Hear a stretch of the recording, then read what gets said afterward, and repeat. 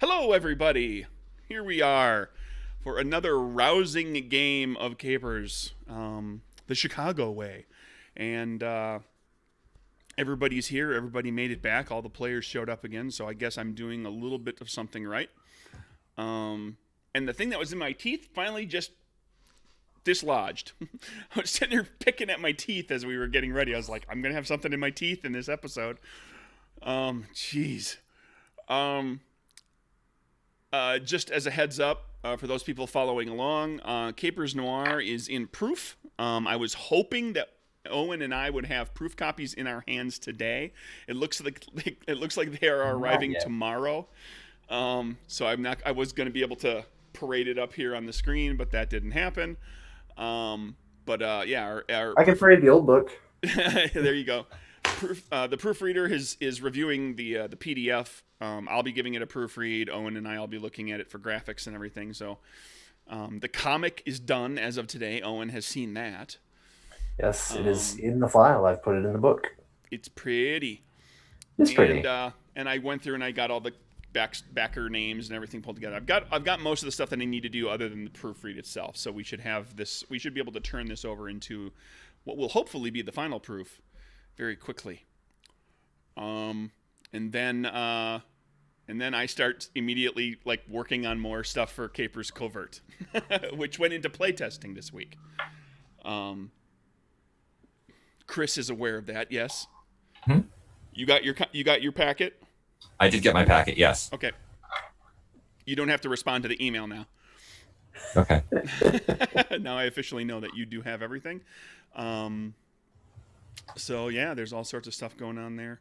For those people who were following the Patreon, Capers Pirates is written. It is done, and I got the artist contract today. Squared away. So she's going to draw some pirates doing superpower stuff. Is Beth doing the art for that too, or? Yeah, I suckered Beth in because I was like, nice. Do you like waiting every 6 months, a year, or whatever to do a book or something? How do you feel about doing 3 illustrations every 3 months? As assuming cool, as long as the Patreon keeps rolling and I keep making these things, it's she'll be able to do a few illustrations every few months. Nice. And she said, she's part of the Capers brand now, so she kind of is. She said, "Yes, please." So she gets to do pirates this time. So she does such great art. She has to. Yeah, she does. It's wonderfully fun. And I know that she enjoys the fact that she gets to play in different time periods because she does comic work.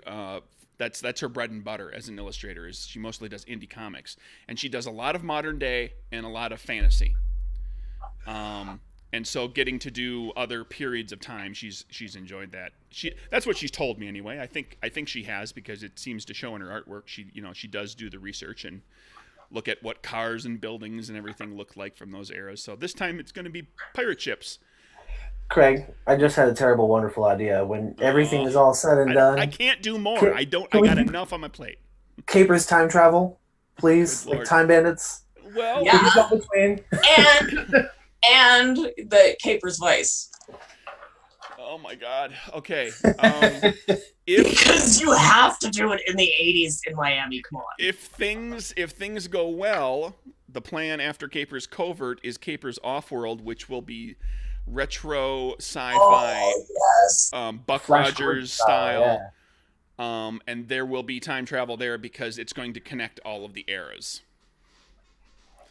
Okay. And then I Capers Vice is something that's that might be a short thing, a PDF sometime, and we'll put everybody in Lamborghinis and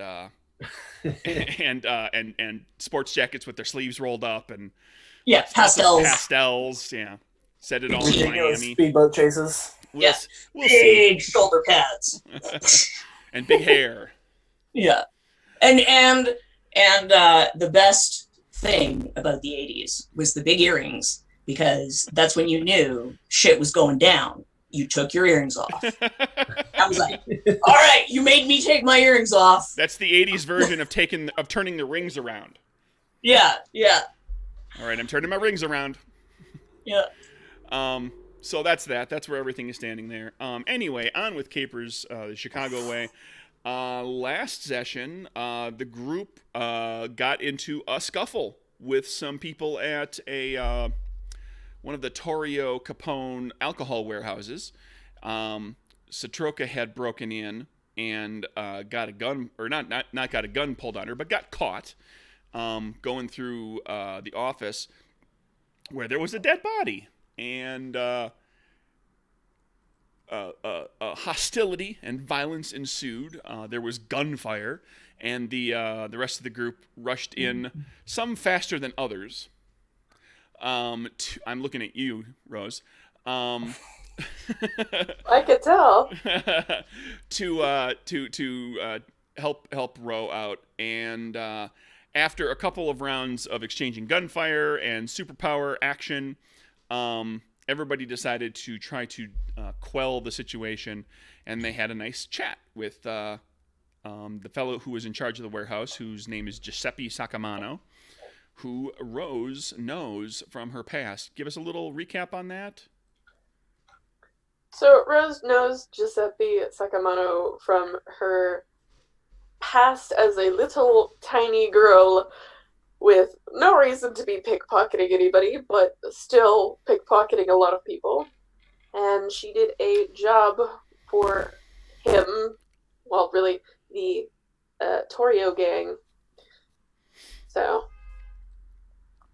Yeah, so she has a little bit of background with him. She hadn't seen him in a long time, and Ali murdered somebody with a Tommy gun.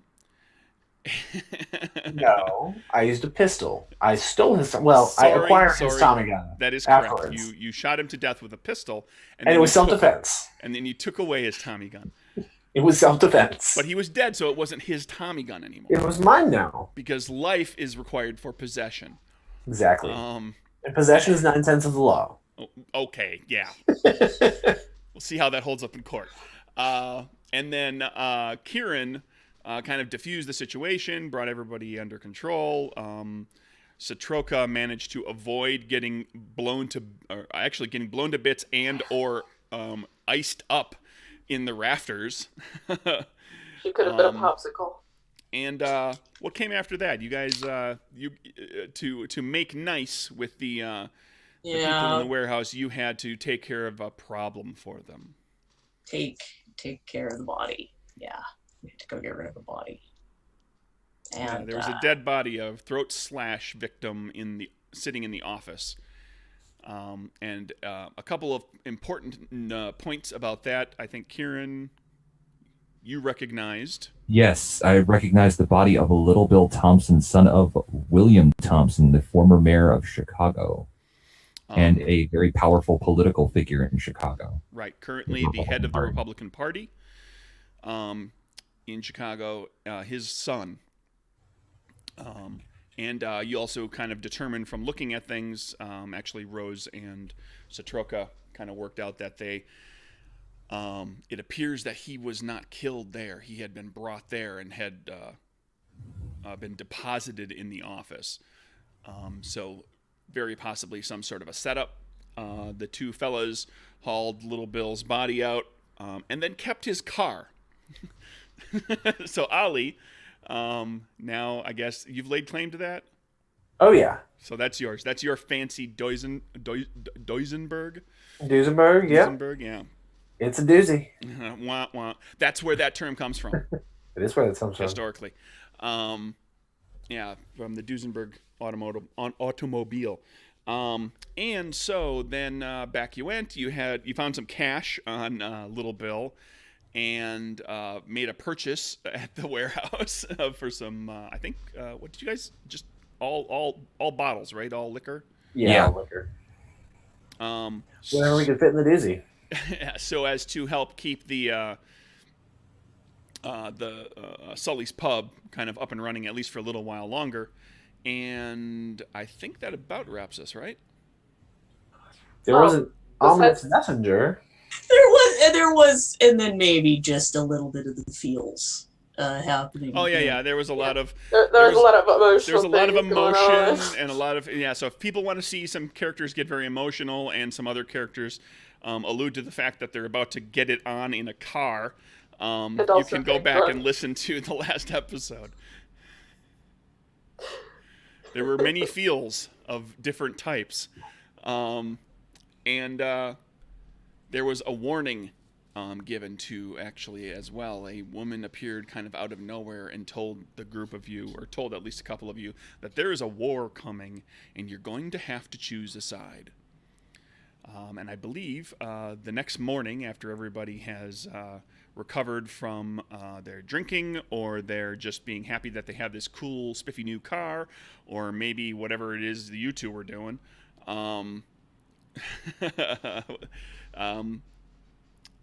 you get up in the morning to see the Maggie at the pub is kind of getting things set up and ready for the day, serving breakfast to a few of the boarding house tenants and other staff members. Well, the band isn't there. The band is still sleeping. But your bouncer and the bartender and Maggie's daughter, Siobhan, are all kind of, getting the business up and running for the day. Take it away. What's the plan? Well, I think when we wake up, still be in the car and very, very tangled. Are also both covered by a blanket Yeah. because Kieran decided to cover you guys up last night. Which is good because we probably That's sweet. freezing. It is Chicago. It's pretty cold. It is autumn in Chicago, yes. Yeah. So we get untangled and kind of, confusedly waking up, trying to figure out where she is. Oh, yeah. Just poking all over.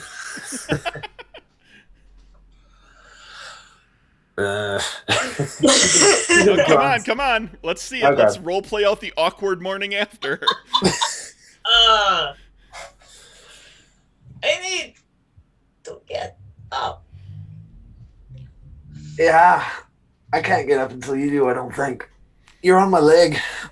Wait, what? I think it probably takes them like a full 5 minutes to actually figure out how to get out. of the car to fully disengage themselves from the car, which is and the horrendously awkward. not a roomy Wrapped. vehicle by any means. No. It's not small. It's a 4-door car, but vehicles at the time, the age of the big boat vehicles, of the really big cars, that hasn't happened yet. These are all pretty economical as far as how much material goes into them, because they're expensive. So that person told us about the war. Did that happen? I vaguely remember something about it. Okay. I don't remember what she said, though. Sounded important. Should we tell everybody else? Wait. What did she say? Something about choosing sides, I think. I don't know. Uh, Which side is which? I've got no idea.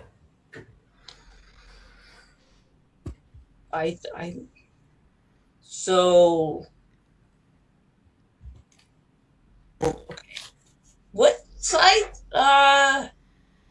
do you want to be on? I don't know what the sides are. He starts lighting his pipe that he pulls out of his pocket. He's gonna have a smoke. Oh yeah, she's already got a cigar in her mouth.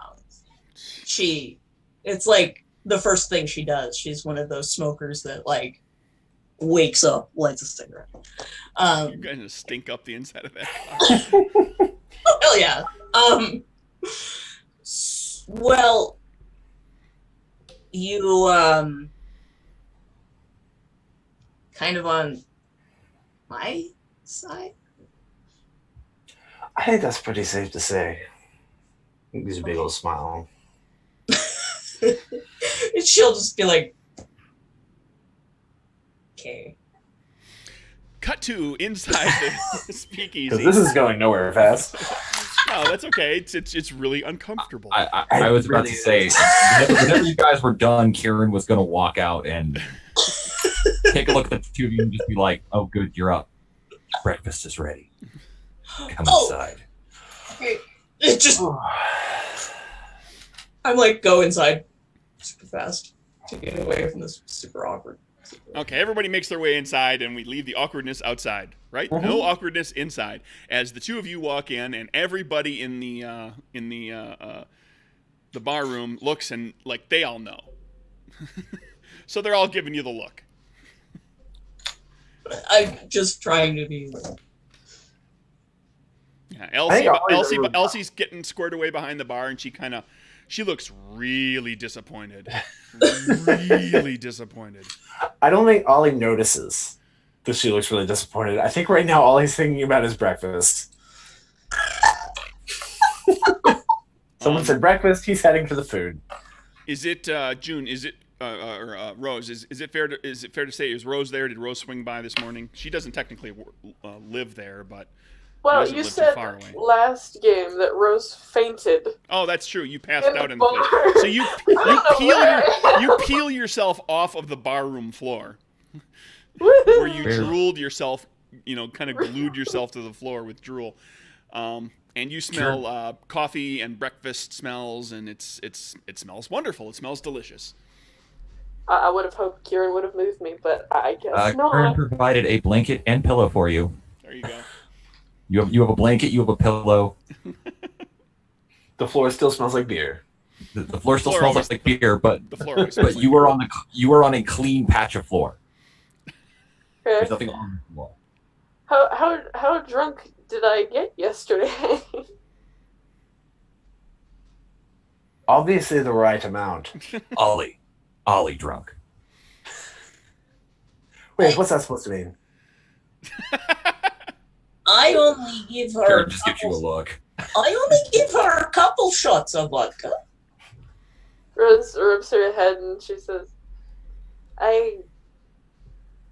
What did we do exactly yesterday? I can't remember. We met some friends of yours. Yeah. We go talk. You mean... We disposed of a package. Oh. There's other people in the bar, so I'm going to be talking in code. Yes. Okay. Yes, innuendo. You're gonna have to explain this to me later. My head is killing me. Rose walks over to the food and grabs coffee immediately. All of you try to sober up. We have business to discuss. Yeah, Kieran, you've been hearing, and this is something that's been kind of trickling in a little bit here and there over the past, few days, few weeks.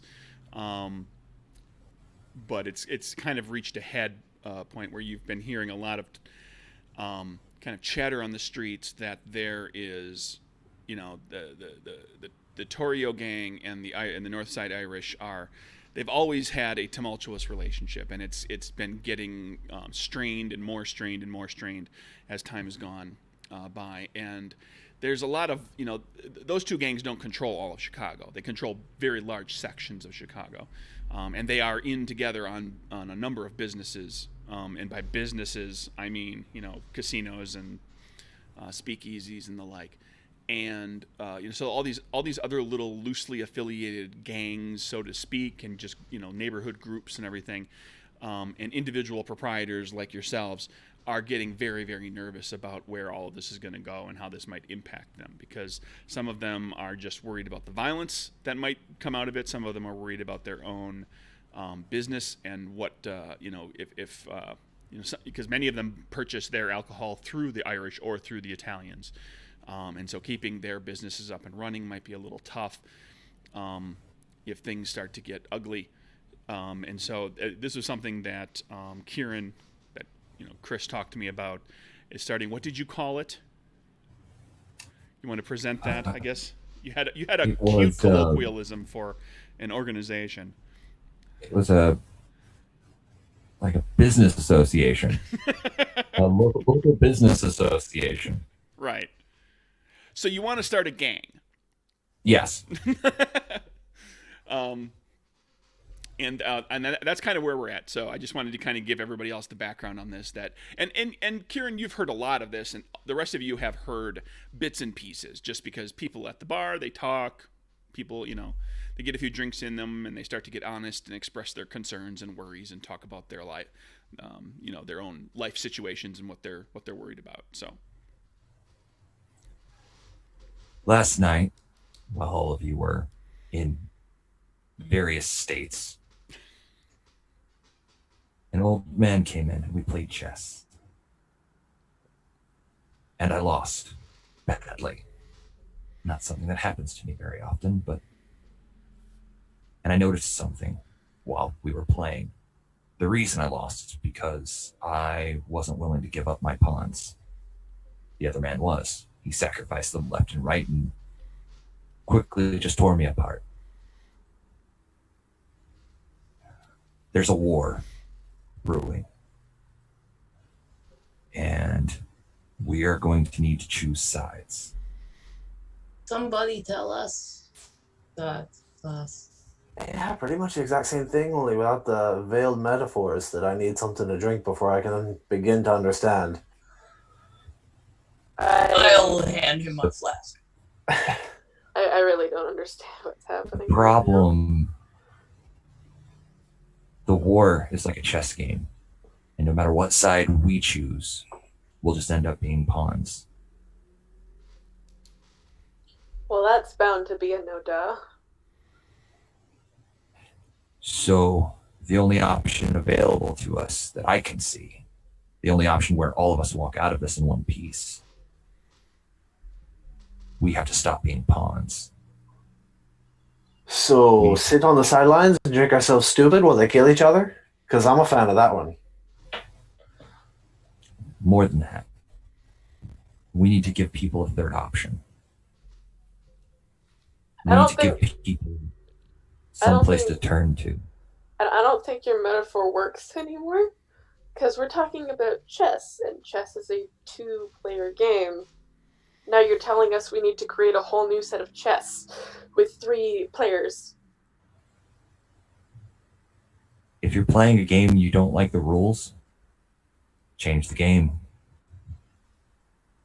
Chinese checkers, then? I guess so.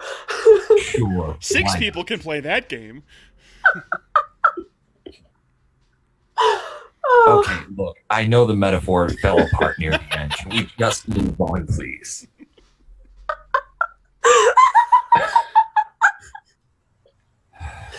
This is still a little drunk. She's definitely not happy. Yeah. Rose, All right, so Rose is still drunk, game- everybody. So this game of Chinese checkers you got going on here, where do we fit in?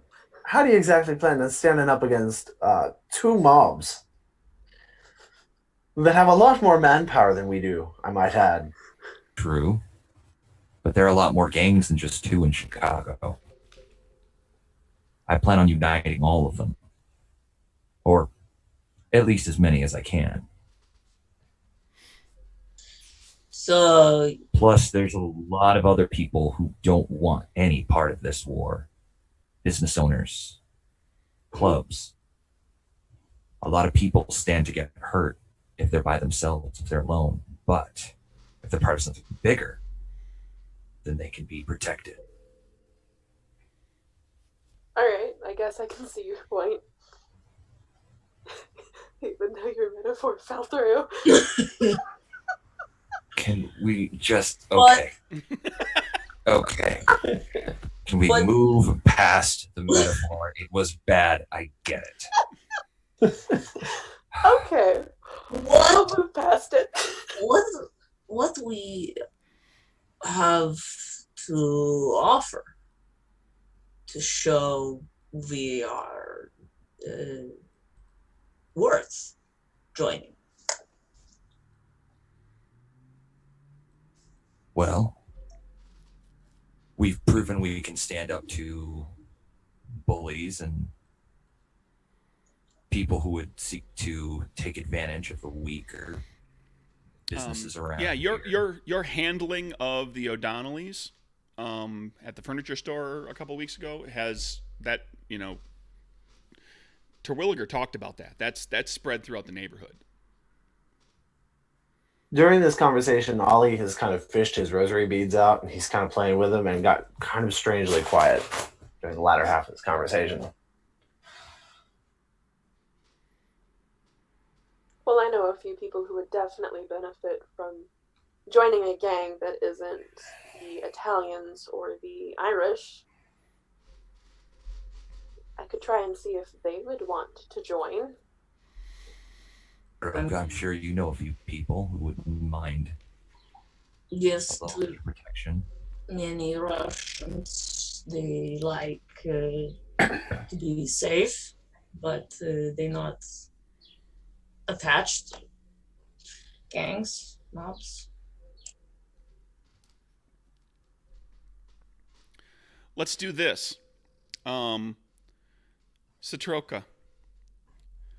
who keeps things under control down in Ukraine Village? You tell me.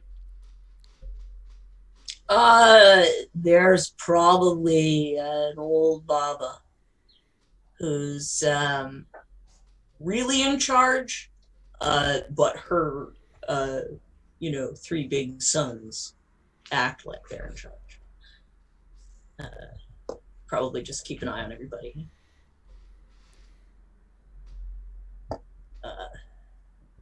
Yeah, just a tough old lady.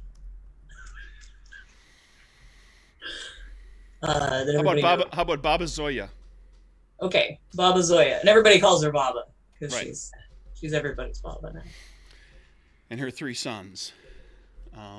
Not to say that this is a gang, so to speak, but kind of. Ish. Just because, if she called for enough people in the neighborhood to step together and and take care of a problem.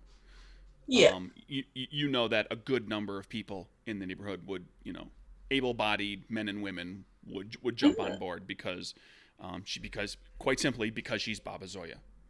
Yeah, and mostly they do things like help people move and stuff. But nothing, But when serious things go down.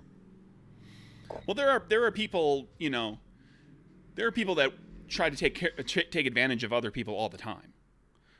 So there have been people that have kind of, even Russians, non-Russians and Russians who have come into that neighborhood, new Russians who have moved into the neighborhood and tried to assert their own particular authority, and Baba Zoya had to say, "Niet, this is not happening," and she got her sons and others to kind of lay down the law on her behalf.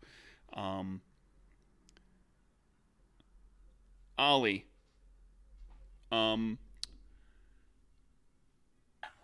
Who are the what's the local most powerful union? The working men. The working stiffs. Well, Ollie hasn't been in town for very long. Yeah, but I don't think you've drank with yeah, these people. I was going to say, I don't think he's actually a part of the union. Not necessarily, no, but I'm saying but there's I think, going to be some people that are of people that he's drunk with, that he kind of carouses with, his people would probably be the guys in the dock workers union, like loading docks and whatnot. It's not going to be the same as like back in Boston where he's from, where it's shipping stuff, but just your standard laborers, the stevedores. Yeah. Just because the neighborhood that you're in is relatively inexpensive to live in, and it puts these people a little ways away from away from Lake Michigan or from the river, but it's inexpensive. Living by the water is actually expensive, so yeah. They do tend to live further inland, and then they travel to and from. They commute, they travel to and from work. They take the train or or a lot of them even just walk.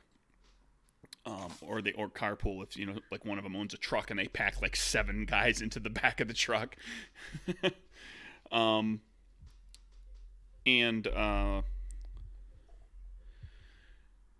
Rose, you know some of the seedier underbelly of the area, the people who are kind of involved in some of the more nefarious dealings that aren't specifically the Northside Irish or the Italians.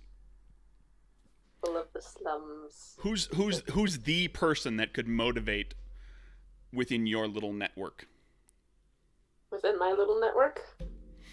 That would either have to be between the slum master of the King of Thieves.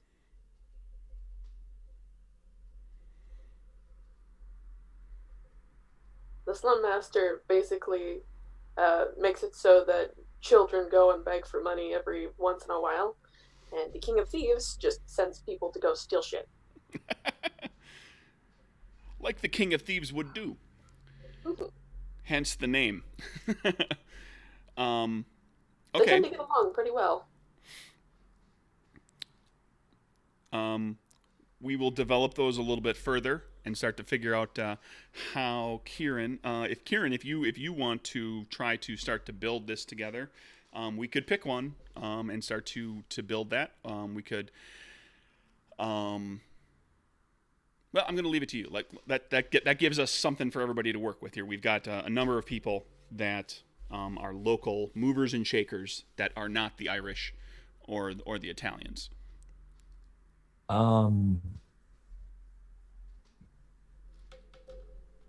Yeah, Kieran would probably want to reach out to.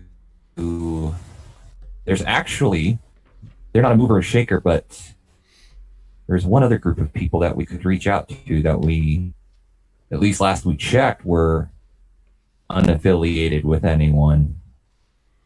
And that's the O'Donnells. As far as we know. Freelance muscle could come in handy. Check out the O'Donnells. What's that? I'm willing to check out the O'Donnells. Wah, wah. Sure, if you want to try to, you could try to recruit. Well, you have to hunt them down a little. We could all go together for that. Talk to O'Donnell? Have Maybe you talked to the ones that we didn't punch in the face? Oh, right. Yes. I punched so many people, I forget. This is why I like you, Citroka. What? They ask for it. They do. They do. Ollie, is everything okay? You're being awfully quiet. For you. This is just something you said, I think. Something about a larger cause, doing something greater. I don't know how I feel about this war. I don't know how I feel about these gangs all over the place. They serve their purpose, but they're not all right people. It would be nice to do something about it, but that's a bit of a David and Goliath situation we're looking at here. Which, to be fair, might be the reason I'm here. But have we considered maybe... What do you mean? Me of all people saying this, but have we considered maybe getting help from the law? The feds are supposedly already on the Italians' trail. It And if we're was trying to do the right thing, then what have we got to hide from? Well, something I'd considered, but a few things to hide. But honestly, I thought a few of you might have some issues with that. Well, I think the Progies might have some bigger fish to fry than us. yes, I never meet the federal, but the local, they bring me in many times. But only talk, and then let me go. They never prove anything. I've never had a chance to talk with the feds either. I've only really talked to the local police as well. Well, I haven't even found myself a local clique here yet. Honestly, I must be letting myself down after 2 months. You not get arrested for 2 months? I know, there's a first time for everything. How? Lucky bugger. I don't know how you do it.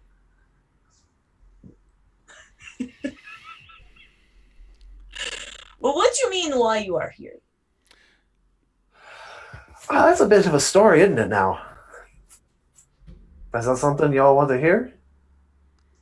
Rose is gonna No, step character away and backstory say, sucks. I'm good. That's what I figured. Rose We is had gonna enough step away and backstory say, last I'm episode. Good. I'm good. I don't need this religious spiel. I'm gonna go this way. I want to know. Okay. I want to know. All right. Well, it's not much to tell, I'm but I come from Boston. Well, I come from Ireland, but I've been in Boston a few years. I was working on the docks like you do when you can't get much better.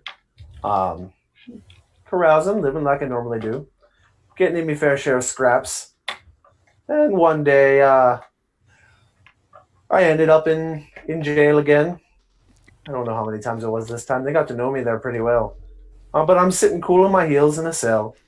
And, well, you know, this light shined down upon me from heaven itself. And the Lord says to me, he says, Ollie, me boy, you're a right bastard. But I think I've got some work for you to do. And I said, now whatever could that be, Lord? And he says, you'll find out when you get there.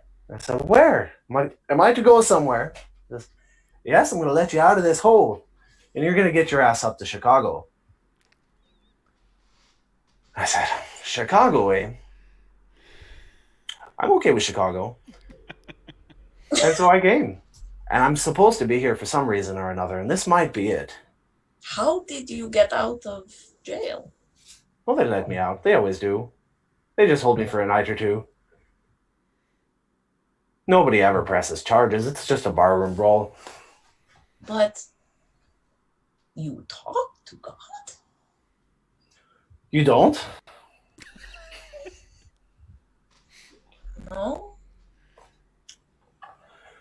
Yeah, he's got my back. He looks out for me. I got to say, it's been a long time.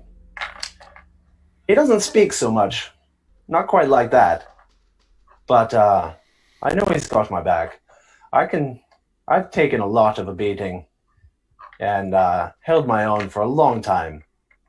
You don't face those odds when you're on your own. Yes. You've got a bit of divine providence and aid on you there. Exactly.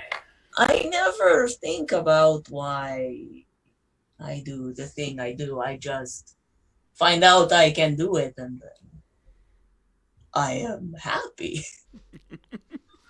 I am having fun with it.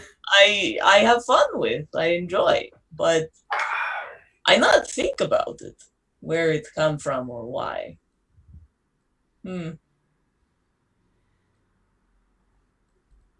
Nobody ever tell me I have a plan. Nobody ever say that I am good for anything. No one's ever accused Satroka of having a plan. So I haven't got much of one either. Well, we've established that. but if you have plan from God, it's hard to argue. I suppose I have a little faith. Something I can see. Don't know where it's going. Don't really know why I'm here, but here I am. And I've got certain talents. Might as well put them to good use. She's kind of like snickers to herself. I think Rose is going to take this time while everyone's busy listening to Ollie talk about his backstory to just speak out. Pardon me. To respond to your comment earlier, Ollie, about the feds and the Bureau of Prohibition is has taken. I mean, they're vastly undermanned, understaffed, funded. Pretty much everywhere. and in hotbeds like Chicago, they've got a little bit more to work with, and they do have the rather notable kind of notable exception of the Untouchables, which being a dozen agents who are, it appears, completely unbribable, and but they're making headway. They're busting up stuff, but they're not really, they're barely putting a dent in the Torrio Capone gang at this point, or in the Irish for that matter. Yeah, I was just recalling what he read in the paper that right. If things do escalate, and it seems that's the direction they may be going, there's a lot of people that will get caught in the crossfire, so to speak. And the neighborhood that you're in is kind of poised between Cicero and the west, kind of southwest side of Chicago, where the Italians are kind of centralized, and the North Side gang, and the Irish. So a lot of the neighborhoods and the organizations and the businesses and the people that you've gotten to know, even in the short time you've been here, and this goes for everybody in the time that you've kind of lived in this area, are going to get kind of caught in the middle of everything. I guess I just to paint the picture a little bit better, because we haven't talked a great deal about the geography of everything. Cool. Anyways, that's my story. And if this is some sort of call-in, we can use all the help we can get, I think. Like I said, we were desperately outgunned. I may have drunk with a few people from the stevedores as well. Might be able to round up a few toughs from the working class. So who do you want to try to grab? Where do we want to start? And we're not necessarily, just for the record, we're not going to sit here and role play out 10 meetings with 10 organizations. But I think we could kind of get the ball rolling. There will be some of this kind of stuff is potentially stuff that can kind of happen off screen in between sessions. Ukraine Village, promise. I'm sorry? Ukraine Village. Oh. Yeah, it's a good place to start. You've got a good in there with Satroka. Okay. Okay. So So you want to go see Baba Zoya? Yeah.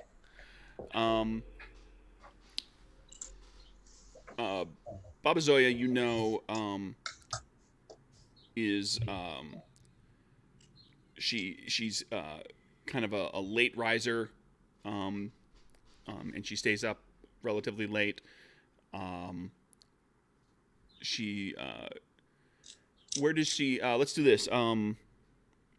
Satroka, what does is she retired? Does she run a business, or does one of her sons run a business? Where can we find her? I think she has a little restaurant that sells traditional food, pierogies, holubchi, kupsa, all the good stuff, and she cooks in the back sometimes, and she taught everybody how to cook all the foods. It's all her recipes. Okay. So you could go get dinner. Yeah. All right. The group of you goes. Is everybody going along to meet Baba Zoya? Ollie's in. You can go grab dinner this evening. You get to the restaurant. It's busy but not packed. And when you get inside, it's it's clearly Russian decor, a lot of stripes and minaret kind of pastiche. It's actually a little like what you might consider a little hokey from a true Russian standpoint. But Baba Zoya is no fool. She knows that she's catering the people. The Russians in the neighborhood will come for the good food, regardless of what the decor looks like. and out of respect for her and her family. But then like locals from around have heard about the place, and so she's building a bit of a reputation. So she's gone ahead and like kind of played a little bit to the stereotypes, because that's what people are kind of looking for when they want that Russian dining experience. And so you get there and you see like clearly some very Russian individuals, and then there's people that are clearly not Russian. There's there's a Latino family, there's a black family, there's a bunch of like a group of Irish friends that are kind of in the corner, who are having a good deal of vodka, and like as you're sitting in there and talking, you hear them. They're like trying every vodka. They just want to see what this vodka thing is all about. So they're having a little bit of every vodka available, and the group of you get seated. You're able to order dinner and so forth, and we can kind of put this to Satroka. If you want to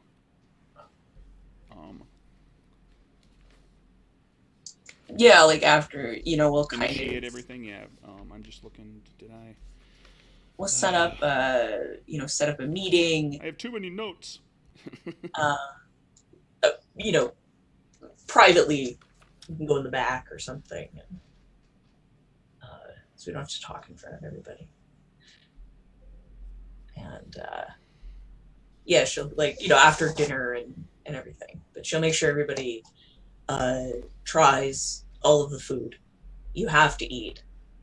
She will force you to eat. If you don't eat, she will get upset. If you don't try everything. And vodka, of course. You have to have vodka with your meal. That's just how it is. But yeah, so I guess she'll get them. Say that the four of them want to meet with her in the back. She comes to sit down to speak with you. She knows you. I mean, you've met. You know each other. And she brings one of her sons, Alexei, with her, and you know that this is a sign of like she's a little wary because she doesn't know these other people. So Alexei, not so much a bodyguard, but a bodyguard. And Rose rolls in. Is Rose there? Rose kind of left when Ollie was talking, so she has got no clue where everybody is going. Oh, well, they would have come. I mean, you would have gone and found her, right? Yeah. Absolutely. That was this morning. This is in the evening. We're there for dinner, so this is like All right. Yeah, it was hours later. So wonderful. I drank a bunch of coffee. We're having dinner now. Yay! You've shook your hangover, I think, by this time. Hopefully. Yep. And now, of course, there's more vodka being put in front of you, but she is not going to partake. I'll introduce everybody to Baba Soya.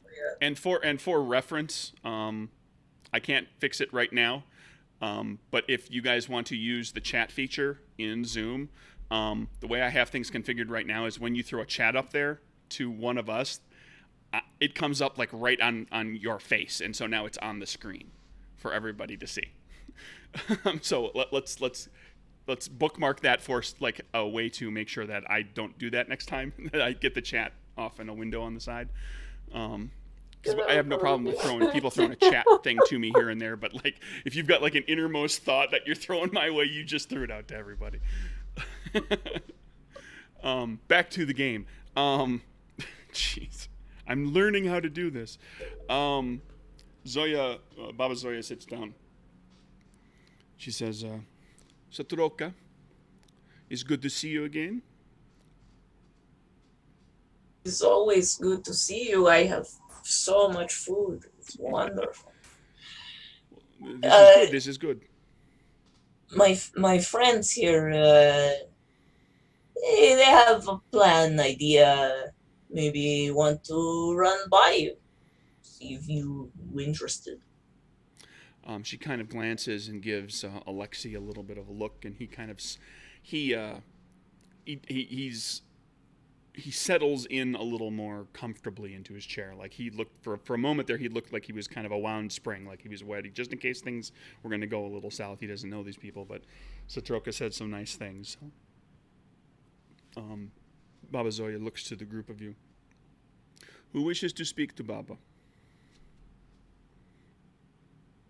I sort of gesture to Kieran. I'll point at Kieran. Everybody. Ollie sits up like he's Yeah. going to say something. It's an honor to make your acquaintance. Ah.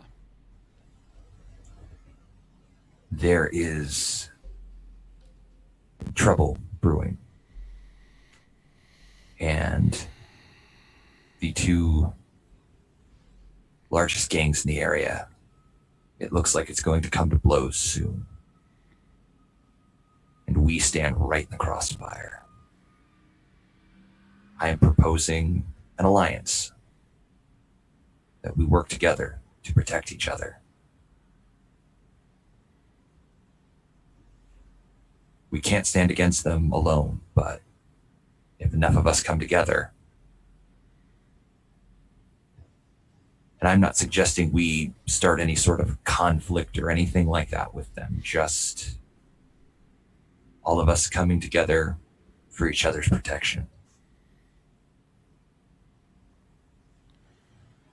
Tell me this, are you doing this because you are worried because of your position?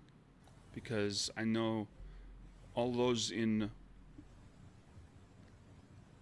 Ukraine village will band together to take care of each other if need be. Why are you worried? I know what kind of people are in both organizations. And how do you know this? I've come to make their acquaintance. Rose is kind of staring at Kieran in a kind of glare, but not thorough glare.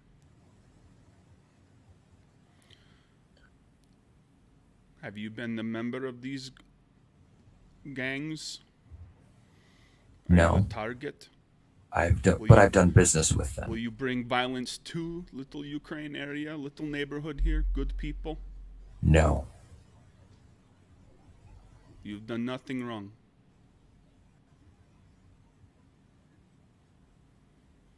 But I've been wronged. Like I said, I'm not looking to start conflicts. I'm not. And he takes a long time to sort of like settle himself and say, I'm not looking for vengeance. All right, give me charisma deception. Okay. Time to convince Baba. That's not going to do it. That's got clubs on it. That's going to get you punched. You said this is deception. Oh boy. Oh, Yes. I'll be fair about this. Give it with advantage because Satroka vouched for you. Okay. So that gives me another card. Eight of Spades is better. Still not great. Moxie. Yeah, I'm gonna spend a Moxie.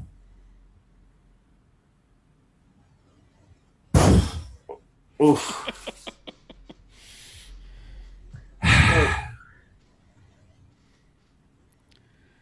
Three of Spades. What?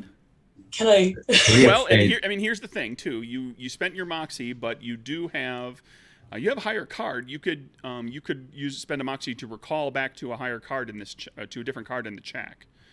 If you don't want to be sitting on a 3, you had what, an 8 or a 9? 8. Yeah, 8's gonna be better than a 3. I'll spend the Moxie. What was the first flip you had? First one was 6 of clubs. No, the first was I 9 don't of believe so. clubs, and the second was 6 of Oh, clubs. there was a 9 of clubs. Yeah. Okay, so you could come 9 of clubs. If you could go back to that to the 9 or to the 8. One's higher, but it has a complication with it. I'll take the 8 of Spades. Okay.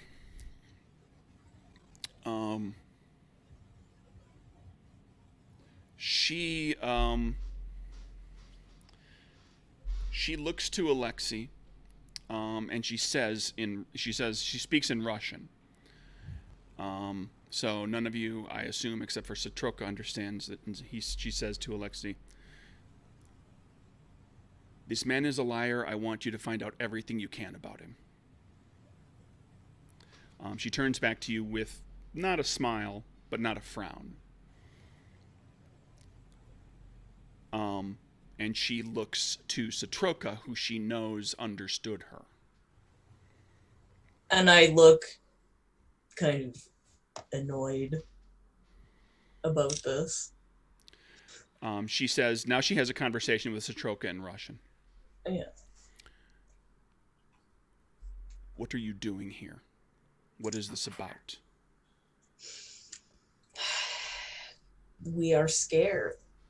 They are coming, and it is going to be bigger and worse. And for the record, I'm going to throw this out there. You are speaking your native tongue. You don't have to speak Sorry, I stilted. forgot. I don't have to have my so accent. You can be as verbose as you want. Finally.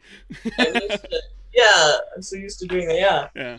He's like, well, look, I mean, this is really scary. Like, there's people coming. They're going to be, way more vicious than they've ever been. They're not going to care who's in their way. They're really, we've been getting warnings. We've been getting a lot of, and I know Kieran's being kind of weird right now, but he's had my back up to this point, and I think he's got the right idea in terms of banding together, but, for self-defense, not to go at them, but to just make sure that we don't get mowed over. You want us to protect each other. Yeah, and it's, I don't know, I'm just kind of freaking out. Well, the 1920s equivalent of that particular phrase. Yeah. Give me charisma diplomacy with advantage. Okay. Satroka. Because she likes you. Oh, And you're Russian. Two in charisma. So.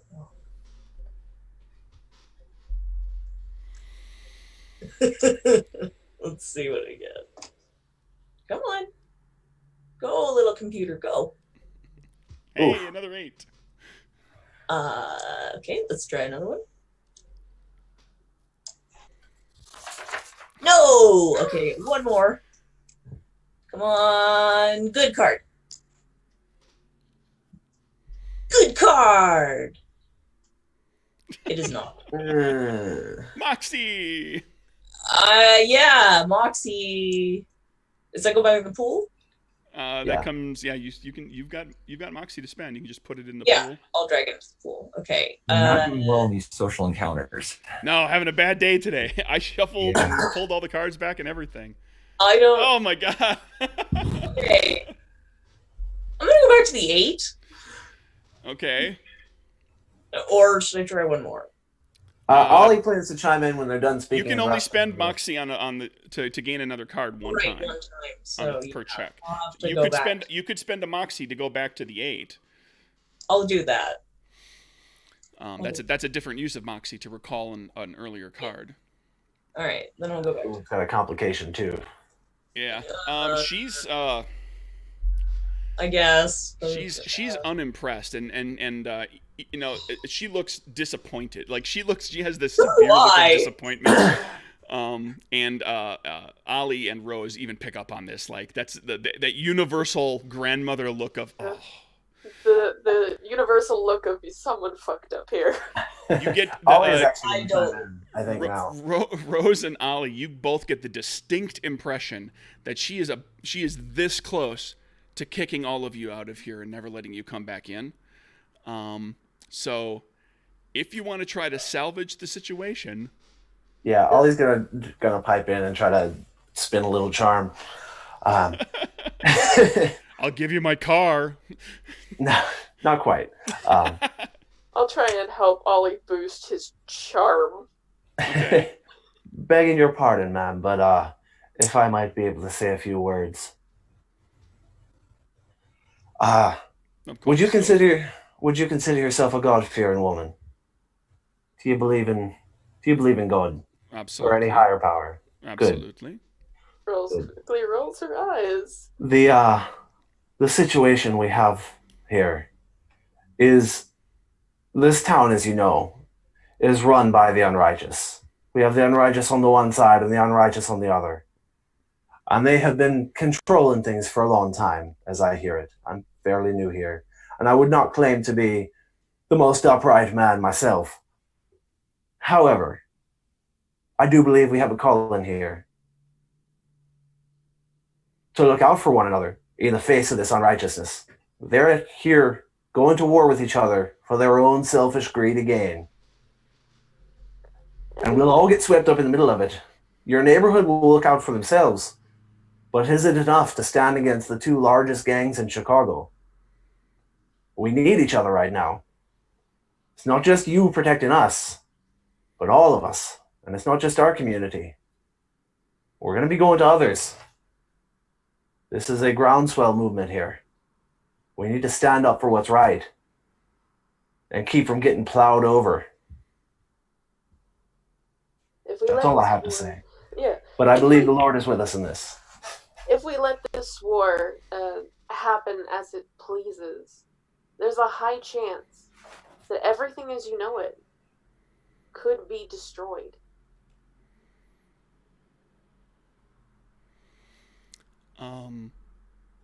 Rose, okay, you're basically you were kind of piping in to aid Ollie and kind of reinforce the death and destruction side Yes. of the unrighteousness. The apocalypse. Yeah. So give me and you weren't lying. Things could go very badly. So let's see a charisma diplomacy check from you. If you succeed, okay. This is going to be a relatively easy check. If you succeed, you give Owen or you give Ollie some help. Oh, she's and then you'll be making a check. This is to see how much she helps you. Gotcha. Clubs. That's not a great card to start with. That's better. That's a better call. Yeah. Sticking with that? Yeah, I think I'm going to stick with that. Okay. Ollie, give me a check with advantage. Okay. First one's the Queen of Clubs. Clubs! Yeah, it's the clubs. Hold on. The second one's 4 of clubs. And I have a 2 charisma, so with advantage it'll be 3. So there we go. Ace of Hearts. There we go. Pull on the old heartstrings. Okay. Playing off of her religious background and her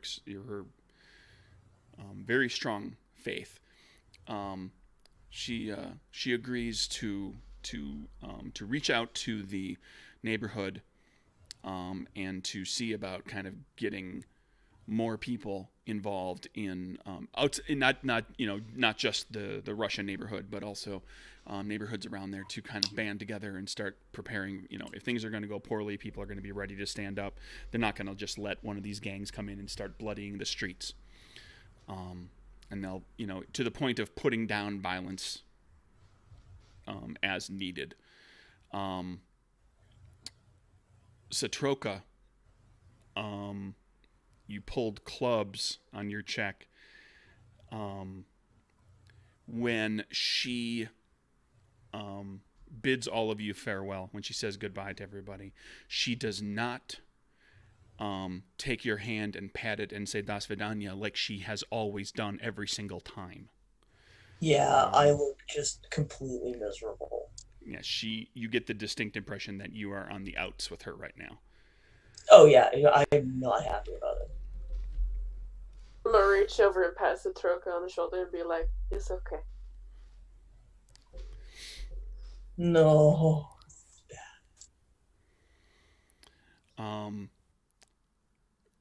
Does anybody want to do anything else while they're at the restaurant, or are they gonna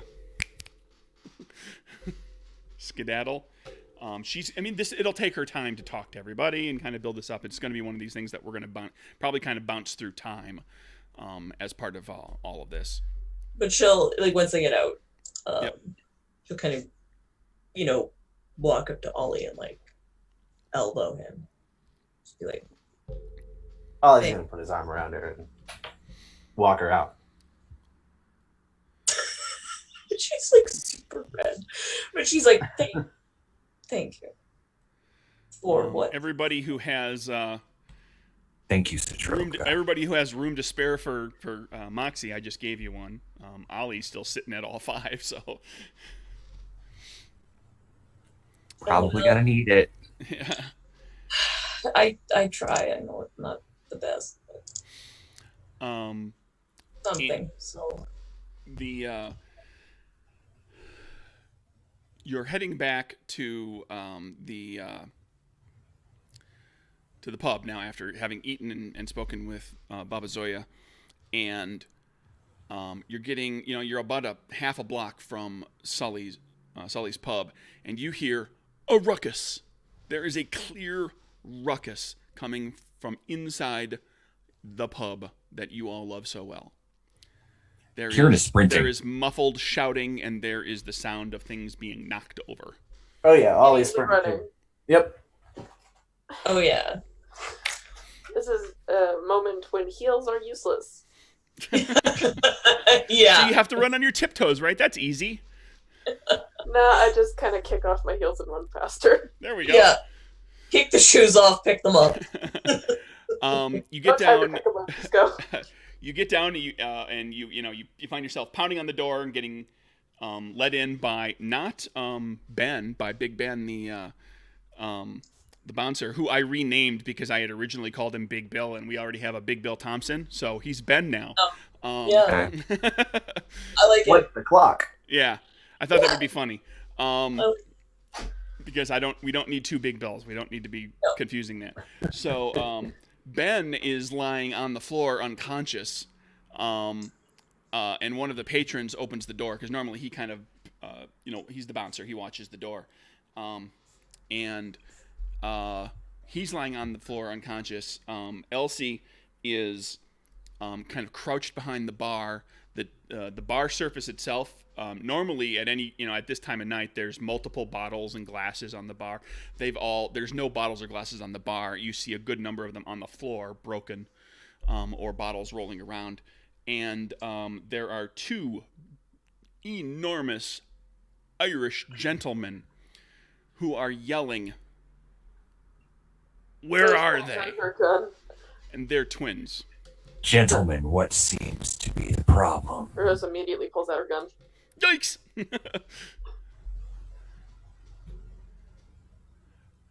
The 2 O'Donnell brothers whirl around and lock eyes like right into Ollie and Kieran. And Ollie's just gonna pipe in at this point. What the feck is the matter with you boys? You're wasting good alcohol like that. Your mother would be ashamed of you. And they just He's got a crack knife in hand, by the way, though. They crack knuckles and start to walk right up on top of the group of you. Ollie is not going to waste any time. He sees the cracking knuckles. I'm going to go ahead and activate my damage prevention boost. And I have a knife in one hand and my brass knuckles on the other. And I'm just going to charge into the fray. Kieran Okay. wants to put his arm up Okay. Are you Kieran, going to put me something? to stop you, yeah. Okay. I'll stop. Gentlemen, may I ask why you are here destroying this establishment? Are you here on someone else's orders? Or do you just have an axe to grind?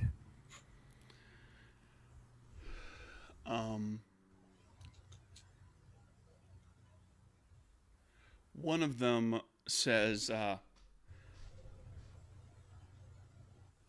kind of looks to Ollie and says,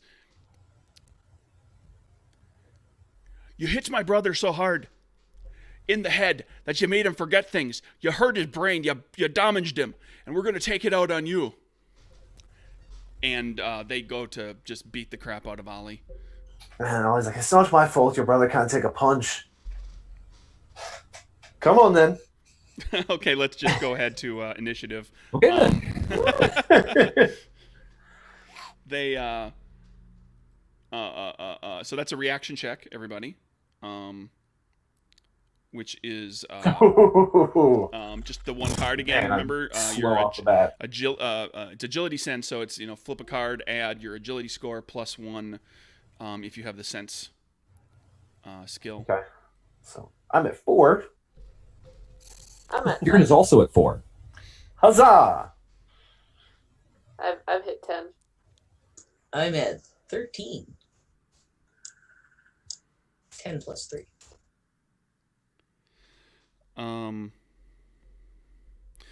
The O'Donnells are going to beat that. So Troca, then Rose, and then of Kieran and Ollie, who goes first? We have the exact same score, so I understand that, but this is my standard fallback on this is just to let the players decide which. I think I'll go first because they're kind of coming to fight me. Yeah. I'm not going to sit there and be a punching bag and not throw a bag.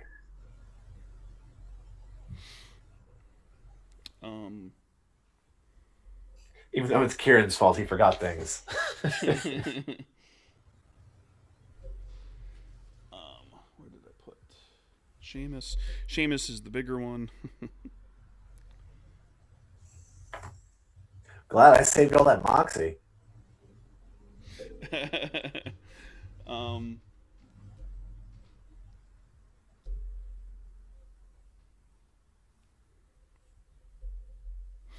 Okay. The O'Donnells come walking right up on top of you. I'm gonna dump this. And yeah. Ollie, how's it going? Oof. Yeah, one of them punches you. I'm gonna stick with that. Queen's gonna hit you, right? Oh, yeah. Queen will hit. My body's 9. Dealing that's diamond, so it's 2, but they're boosted for 4. Okay, so here's a question before I decide. If I use a moxie to reduce damage, can I only do that once per round, or can I do that every time you I could take a spend hit? all of your moxie to reduce 1 attack if you wanted to. There's there's no limit. Well, I have my damage resistance boost on, so I'm going Right. to use 1 moxie to reduce that damage, plus I get the extra 2 points on top of it from my power. Right. So let me go ahead and pull the card. See what I get. That is a clubs. Black card, so it reduces 4. It reduces 4. It's 4 plus 2, or is it 2 plus 2 is 4? A black card reduces by 4. Okay, so yeah, then I'm Red card reducing by reduces 6. by 2. So you more than reduced. Okay. So I take no damage? Correct. Okay. Cool. The other one.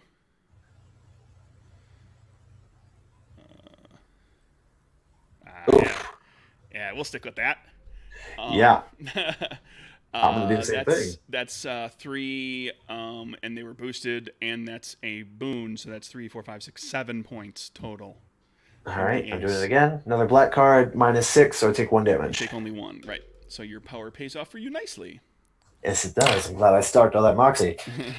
So Troca's turn as you see these two guys go in there, and they lay into Ollie like you've never seen two people beat down on somebody before, and Ollie sits there and just like Ollie gets hit twice harder than you've ever seen anybody get hit, and he just does one of these. That's all you got. He just big old grin. Is that all you got? Just adjusts his hat after like, oh, you knocked my hat a little crooked. I pick it up and put it back on. I'm very impressed. My microphone got hit. That's where all the damage went. No matter where I put that microphone, it's in the way. Yeah. So Troca's turn. Sorry. I'm going to turn into my secondary form. I'm going to turn into water. Bloop. Yep. Just It's the Wonder Twins over here. She disappears into a puddle on the floor. and I would like to move. Okay, well, it's a puddle of vodka, not water. Oh, jeez. On brand. No, top shelf vodka. Only Top shelf vodka, obviously. Yes. No, it's the bathtub shit. This is wrong. Ah. She's gonna go and get under their feet. Okay, you want to try to get them slippery, get them slipping, maybe not. Yeah. Maybe they. But I want to get myself in a position where Ollie isn't standing. Sure. there. That's easy enough for you to do. I mean, it's like literally you just move and make sure that you stay out of Ollie's moving way. into that space. So I'm gonna kind of try to I want to try and throw them off balance. Okay. So if somebody does, I'll do this. If somebody does, attempts to do anything that having standing in water, being slippery and whatnot would help with, then people will, potentially be able to do cool stuff with that. At the very least, they're going to suffer disadvantage because they're putting, they're swinging, they're doing these big movements and trying to put all their weight behind it, stepping into the swing and all that sort of thing. So it's going to be slick underneath them. It's going to be tough for them to do that. So at the very least, they're going to both suffer disadvantage. Yeah. So I'll just keep being in the way and moving around and under their feet and trying to trip them up. Yep. It's like the superpower version when somebody kneels behind them and you kick them and they knock them over. Yeah, exactly. That might happen. We'll see if somebody tries to knock him over. Rose, who drew her gun. Yep. I am going to aim for the feet of the big guy. Okay, so you're shooting at Seamus. Yes. I think I'm going to stay with that. Row under his feet, though? Yes, but I don't believe she's going to get hurt. She's a pile of water. This is true. Yeah, I'm reasonably sure she's immune to that kind of damage. While she's in water form, bullets just pass through her. So I'm going to shoot at his feet. With the 10? Yeah. That's going to miss. Okay. Is that it? Is that everything? I'm going to spend a moxie to attempt to shoot again. 2 moxie to take another action. Okay.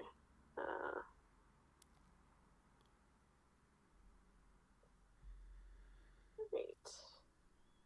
Uh-oh. I'll go with that. I'll go with that. It's perfect. Yeah.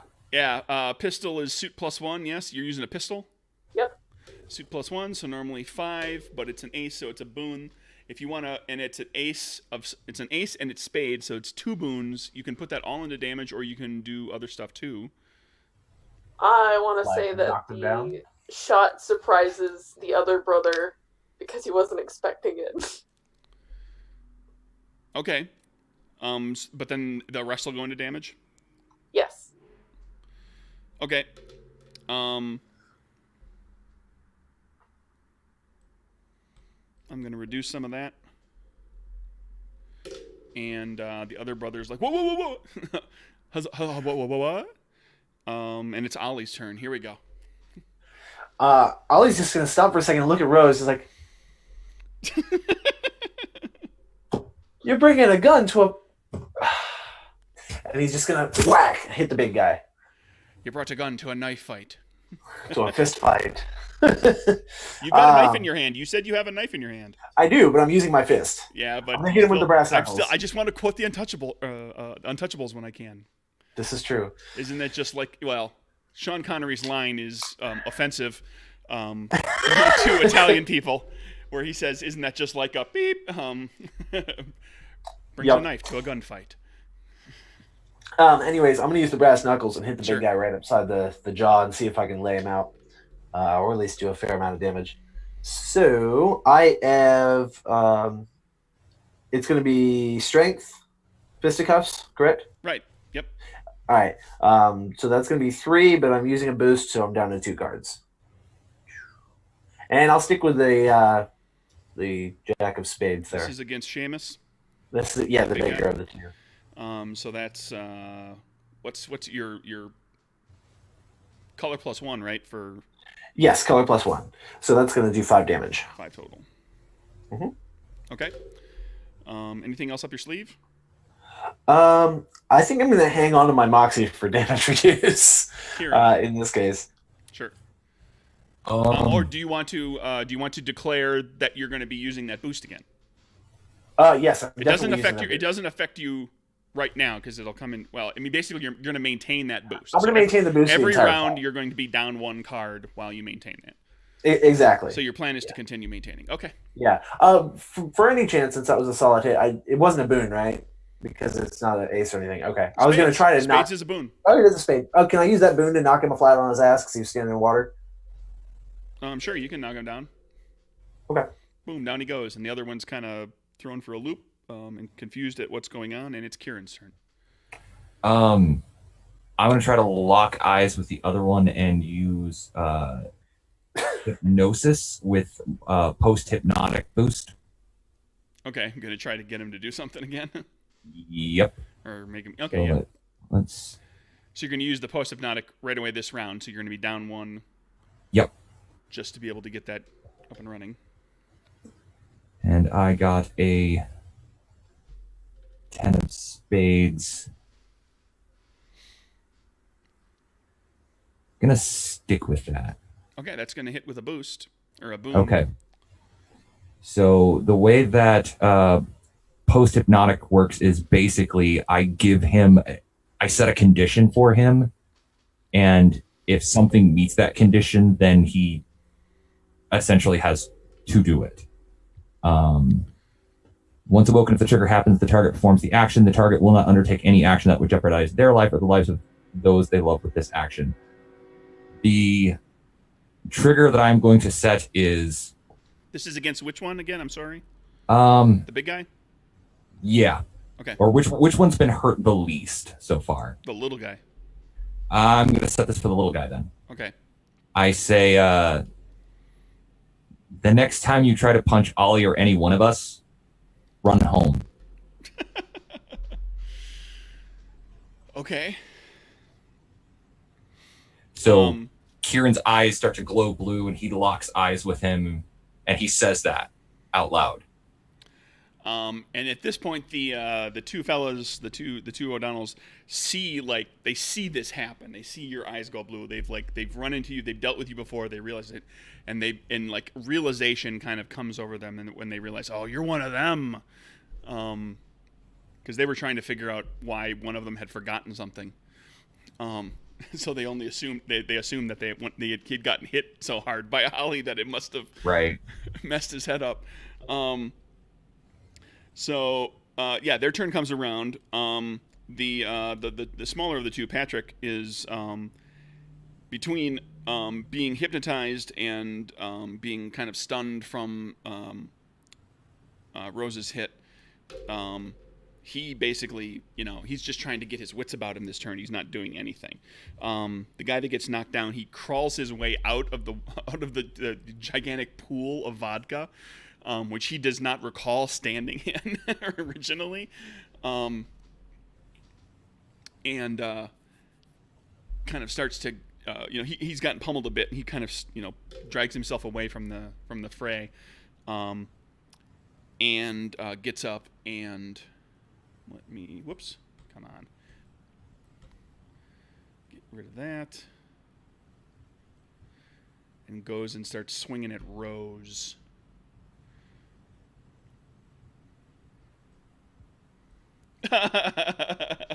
And that's the bad Joker. So he swings at Rose. He's still in a bit of the Satroka puddle, I guess, and manages to throw himself onto the ground again with a swing in slippery conditions, and takes a point. Can I try now to drown him? You kind of can. Suffocation rules are. Suffocation takes a long time. It's you could as you're doing it. Waterboard him, vodka board him. Yeah. Well, yeah. Here's the thing. You could start doing that sort of thing. Yeah, I'm just suffocation. Nowadays. If there's any sort of suffocation, it would take a good long while to do it. But at the very least, while you're doing it, you could potentially be blinding him or causing him to suffer disadvantage or otherwise impeding him in the process. Yeah, if I can't, I'm not so great at fighting, but I am good at being a pain in the ass. So. And so is your character.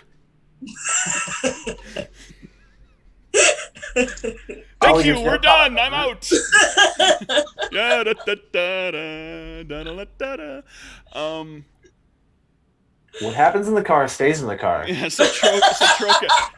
Yeah, it's your turn, Citroka. So you're going to Yeah, flow your vodka body up over on top of him and start messing like around cover with his him. head and start.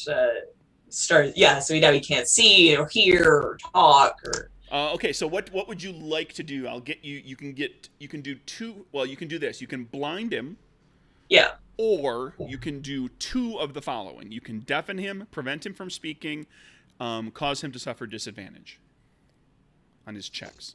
So you could do two of those last three things, or just blind him, because that's a real screw move. So that you get that only by itself. I think I give him disadvantage and he can't speak. Okay. Yeah. And he's on the ground. Yeah. And then as much as I can. And he's taking damage, and he's muted. He's like, yeah. If this was D&D, he would have like so many condition cards on him right now. Yeah, this guy is not having a good day. Yeah, and now it's Rose's turn, and she has a gun. And he tried Rose's for everybody watching here. You were complaining earlier before we started playing here that Rose has not been hurt in a fight, and I tried very hard to take care of that, but then I got the bad joker. So I'm just starting to believe that everyone thinks Rose is way too cute to hit, or maybe or at least not well. or maybe she's touched by God. Yeah, see, I thought it would be funny if she would start questioning herself. Ollie's gonna start preaching at her. Maybe I do have superpowers. She just kind of looks at this massive man on the floor, just like. Who is now drenched in cheap vodka, otherwise known as a troca. Did this man not attempt to hit me? What happened? He came over there and took a wild swing at you and managed to plant himself into the floorboards. I'm gonna put my gun away because this is too easy. Jeez. Instead, I'm gonna pull out my knife instead. Oh, Just good. Until. Stab. Oh. Okay, go for it. Here we go.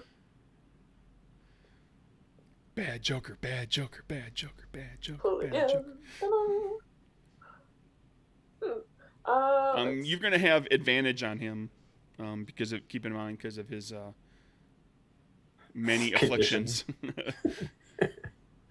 Well, this would be a strength hit, right? Strength, melee weapons.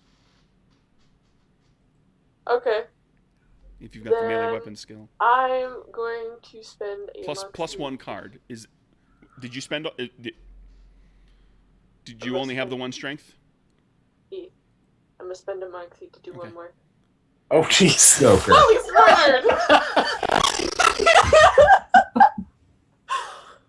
Rose is gonna murder him, and she's gonna realize, damn, I fucked up! All right, so that's a knife. That's doing color +1. Because it's a joker, it's considered to be spade, so that's always a black card. That's 2 + 1 is 3, and it's a joker. So it's a boon, or it's contest spade, so it's a boon. You could do 5 points of damage, and you get another action for free. Okay. Just. So there you go. Apparently I murdered this guy, and I'm just kind of sad. I mean, you could try to knock him unconscious or something. You don't have to kill him. No, Yeah, that's she's true. gonna kill him because she's gonna kill him. If Rose is in the middle of murdering this guy, actually, Ollie is going to drop his knife and kind of rush over and be like, "What are you doing, girl? What are you doing?" And try I'm to going to grab prevent her. a little bit of that damage. Okay. I'm going to try to grab her and just keep her from trying to kill him, if at all possible. I know it's not his turn yet. Well, but she's still got a turn, because she Yes, just I had a know. good joker, so she's got another free action. So what you doing, Rose? Well, what she did before. She's Stabbity, trying stabbity, to stab. stab him until she kills him. Okay. It's not going to be a part of her mental thought of, oh yes, I'm stabbing until he's dead. It's going to be, I'm stabbing him until he stops moving, and then he dies. Go ahead and draw. All right. Oh, let's go. If you could do me a favor and clear the cards off that you have there right now, just so we don't lose track of what's from which check. Alright.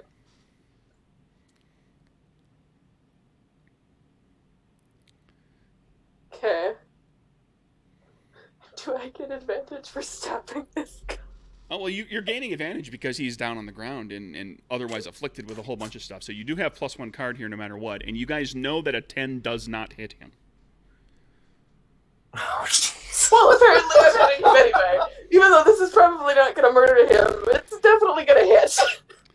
Well, it's a knife, color +1, so 3 points, plus it's an ace. That's a boon, so that's 5.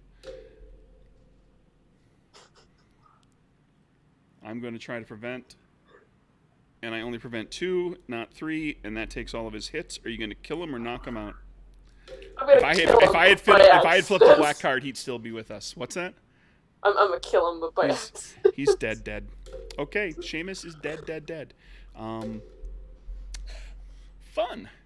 Oh my god. First person is killed. Ollie's turn. It's Ollie's turn. I love this. I'm not the fuck up. Oh This. yeah. Ollie's actually.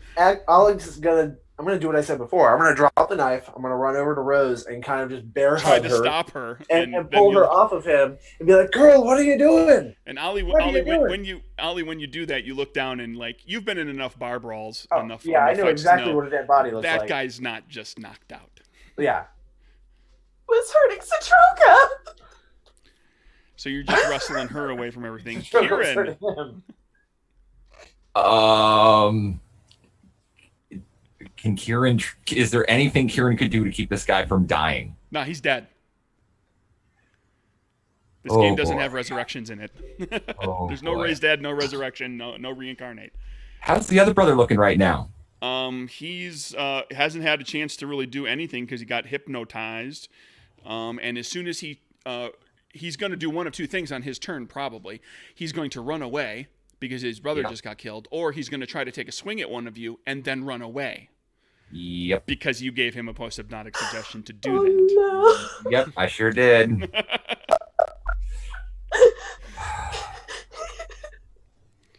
And it's his turn next. Oh. Kieran, what are you doing? This is gonna Kieran is the only one who can affect this situation because he is almost certainly going to run away unless Craig has something up his sleeve.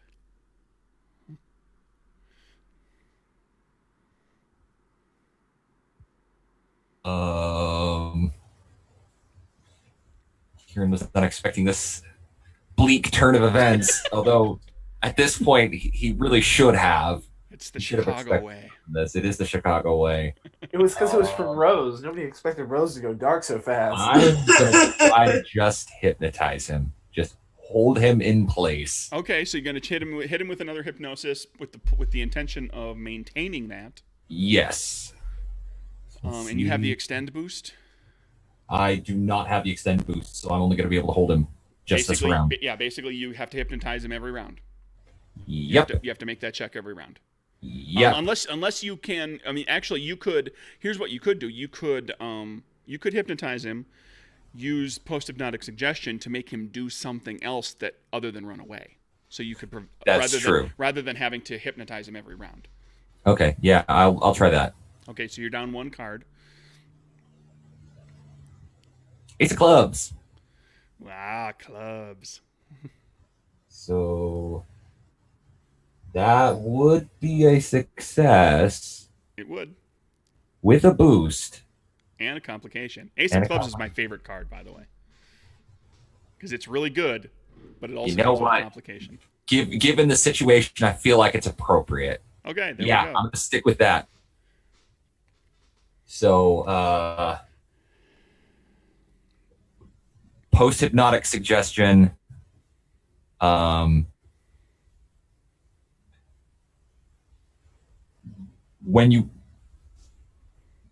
If you try to run, Chain sit reaction. down and don't move. Okay. On his turn, He starts to look like he's gonna bolt, and then he takes off in a bolt. He takes off like full speed toward the door, gets about 3 steps, and then sits down in a chair. And we're gonna say he sits down in a chair right next to his dead brother. God. Rose, we're gonna say that as all of you see this, Rose, you look out through the door, which when you guys busted in through the door, you left it open. Keep in mind this is a speakeasy. It's secret. There's no windows back here. There's like one of those little slidey doors, like a little slidey window things in the door, so the bouncer can check to see who it is, password, all that kind of stuff, see if it's a local or whatever. But there are otherwise no windows. But you guys came busting in here because of the ruckus and left the door didn't get shut, and it's kind of swung partway open. And Rose, you look out the door and see another O'Donnell brother looking in, who then disappears into the night. I'm still like bear hugging Rose, by the way. Right, like, but Rose, you see wrapped this. up behind her. Do we see somebody else in the doorway? Nope, just Okay. Rose. Rose is just shivering. She's covered in blood. She's got no clue what she did.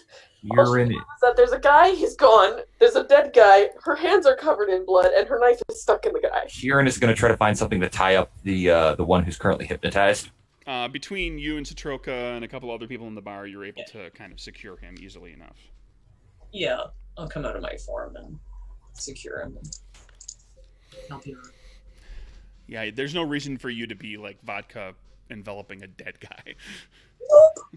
No, that would get pretty gross too. So, ew. Yeah. Probably half filled with blood by now. Is instead there a of sink in the vodka. bar? Yeah. Yeah, I wonder what happens. I am going to lead Rose over to the sink and have her get herself cleaned up. And I'm pouring her a big drink while she's doing this. Because she's going to need When it. in doubt, get Rose drunk. Rose is washing her hands with peroxide. This is She's the thinking movie. to herself, I have You to guys clean get her. up You guys get her. You get her hammered tonight. She wakes up tomorrow. Did I kill somebody last night? Man, I'm partying. It's a little foggy. Yeah. Okay, so you're getting Rose cleaned up. Continue. Sorry. Yeah. I'm gonna give Ollie a big hug and check him, see if he's okay. I'm going to pull the three of you aside and be like, so we have a very big problem now. Yeah. Yeah, we do. I'm not expecting that from Rose. No. Yeah. Have I been Rose told either. this? Wow. Doesn't look like it.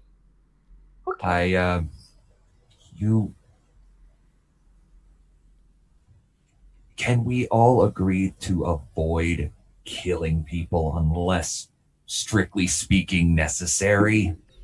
Yes, it's too messy. It is extremely messy. Yeah, that was the plan here. Because now, what am I supposed to do with this O'Donnell brother? I don't know. Rose walks away from the sink and walks over to the body and attempts to start cleaning. We have to maybe find somebody. Probably right about this point, as Kieran's just kind of looking around, he notices the door is still open. Yeah. And he runs up to the door and just kind of looks in the hallway to see if there's anyone looking or It's anyone not a hallway, listening. it's the street out there. Or the street. He just looks out on the street to see if there's anyone, like, if he can hear the sounds of footsteps or... There's like a group of 3 people in the shadows. Can't really make them out too much. They're sitting on a stoop, just kind of look like they're kind of chatting. Muffled voices. Can't really make out any specifics. Like 2/3 the way down the block on the other side of the street, but otherwise the block right in front of the building is empty. Kieran closes the door and locks it. You look around, at this point, you look around the bar, and Maggie's there. Ben is out cold, so he didn't see any of this. Maggie's there. Siobhan is there, Elsie, the bartendress, is there, and there's like a half a dozen patrons, all regulars, but people that you recognize that are like not employees of the place who have just witnessed this. Okay. I walk back downstairs. I look at the three of you and I say, did any of you see anyone in that doorway while we were fighting? No. I was a bit preoccupied, to be honest. It's hard to see what is happening when I am like that. Rose? Rose is just being very, very silent. She's Is cleaning Rose in up shock? the body. She's very much in shock. She did not expect to kill He someone. walks Has over Rose and ever killed anyone before? No, she's cleaned up bodies. She's never killed a person. puts his hand on Rose's shoulder, goes, Rose, did you see anyone? Besides the amount of blood? No. She kind of looks away slightly.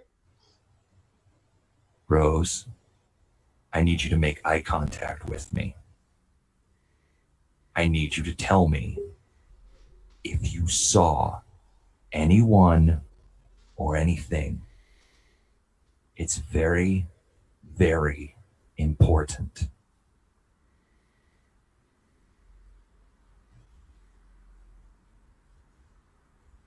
Nothing that I can't deal with. Rose, I need you to tell me the truth right now. Leave her alone. She's been through enough. She said she didn't see anything. She's She didn't see lying. anything. She's lying. What is happening? Trust me, I Well- take one to know one. Well, maybe let her get the edge off of just killing someone first before you start the interrogation. The girl's clearly in shock. How? If I look around at Maggie and Siobhan and everyone, how are they reacting to us? Because I assume we're kind of stepped over to the side and talking. So how are they? Elsie, basically, Maggie is like getting cleaning supplies together. Yeah. And she's trying to get Siobhan, her daughter Siobhan's attention to help with that. But Siobhan is kind of thrown for a loop at what she's just seen. Elsie was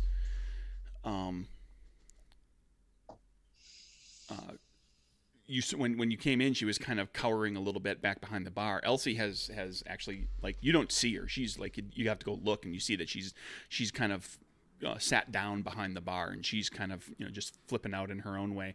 And then of the 6 patrons that are in there, 5 are effectively in shock, and one of them is tending to another one that's looking like like they've just experienced something very traumatic, so they're kind of comforting that person. So nobody's making a break for it, but nobody's making active attempts other than Maggie to deal with the situation. Okay.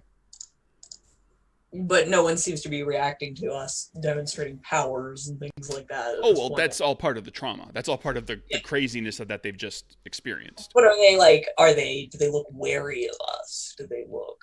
Right now, they look like they're in shock from just having witnessed a murder up close. Okay.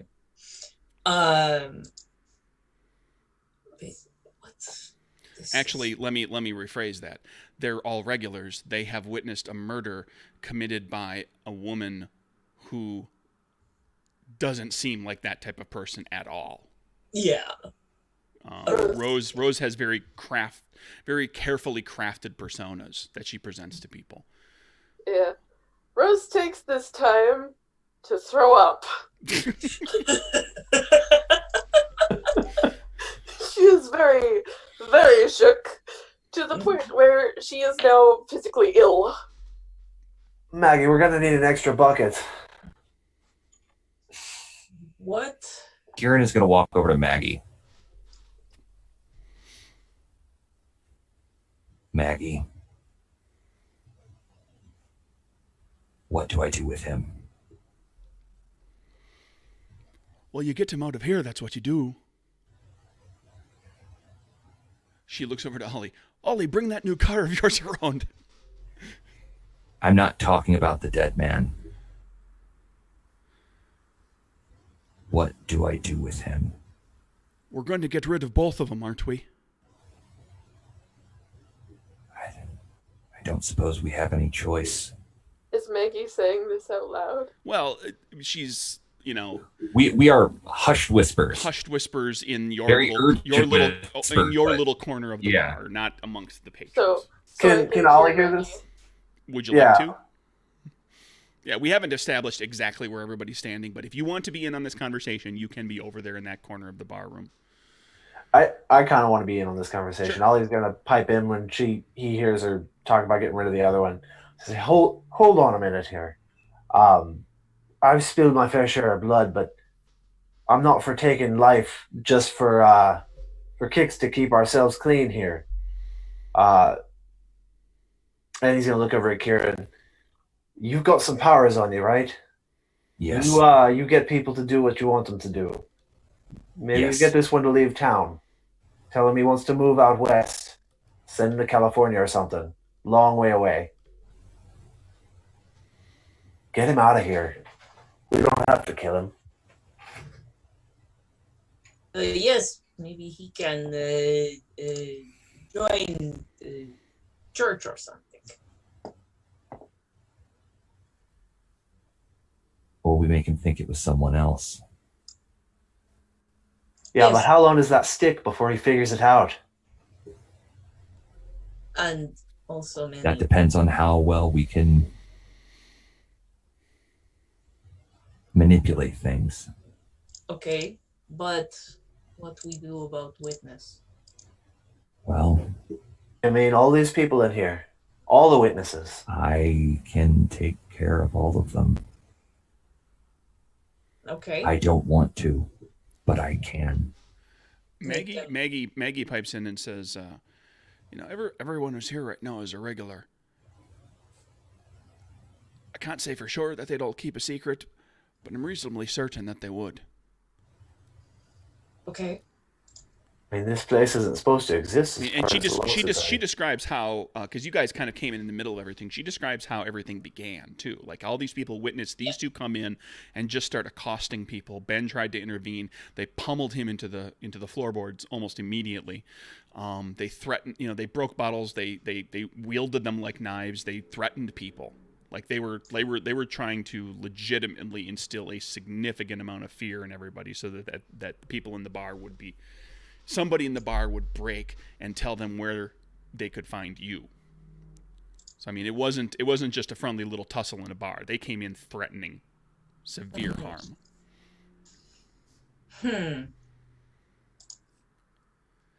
If only we know. Well, and how about this? He's not going to go to the police.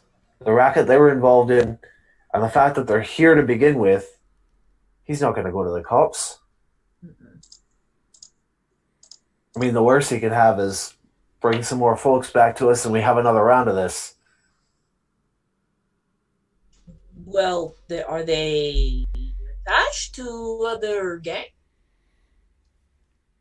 You haven't been able to establish them as being specifically affiliated with any of the larger gangs, because that's what you were looking. That's what you were looking at initially. You were wondering because they were claiming to be, yeah, that's right. part of the Northside Irish, and from what you've been able to tell, that was all a ruse to try to intimidate people.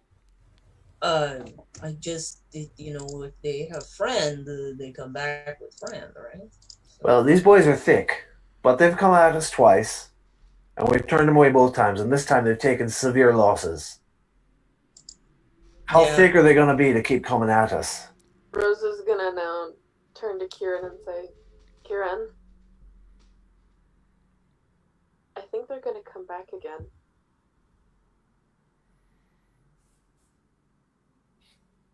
Unless we take care of them. Yeah, they will. No, not just in case we take care of them. There was a guy at the door, and I believe he was the third one.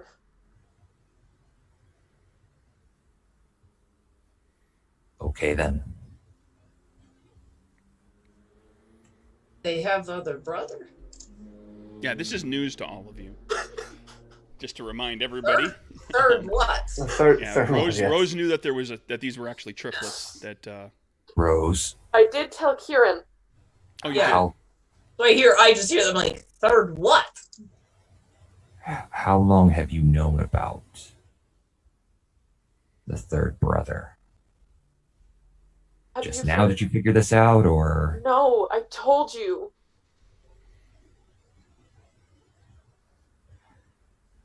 okay? We have to deal with all of them. You think maybe there is way? Well, no, because we killed brother. They not work with us. I'm just gonna dive out of this conversation and go over to the brother and see if I can talk to him or if he's completely like out of it in a trance. No, I mean basically, you only had him hypnotized for a little while until you could kind of get him tied up. So Okay. He's tied up. I'm gonna kind of crouch down next to him. Look, boyo, you showed us what you've got. You came in with everything you had. Things went south. I'm sorry what happened to your brother. It wasn't how it was meant to be. I don't think either of us were expecting this. But what's going to happen now? I'm just asking you, man to man. I know you're tied to a chair, and we're sitting here cleaning up your... But, what do you have in mind? You're going to come back at us again after losses like this? he looks to his brother, looks around at all of you, looks at all the witnesses. He says, I know you have no reason to believe me, that I'm just going to be looking like a man who's begging for his life. But if you let me go, I'll leave, I'll never come back. There are other places for me to go. I don't need to be here. I can go back home. Ollie's going to pull out his rosary bead to kind of dangle him in front of his face. You're a good Irish Catholic boy, am I right? Aye. Do you swear to the Lord that you're going to do what you say here? I swear on the good Virgin Mary. That's good enough for me. I'll go home. You'll never see me again. It's good enough for me. I can't speak to the rest of them. But I'll tell you what I can do. We have to do something about your brother. But you can say a few words before we go if you like.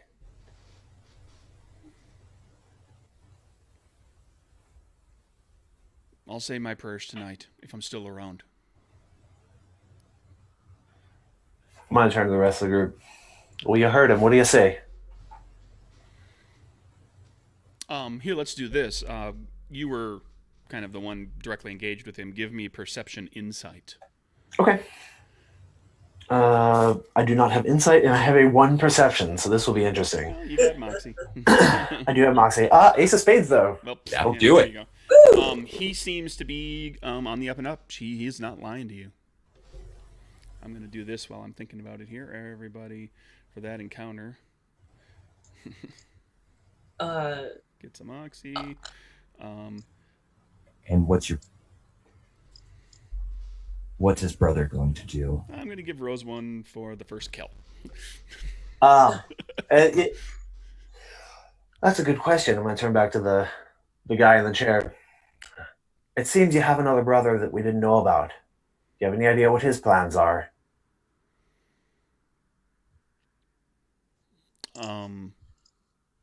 He looks a little confused by that.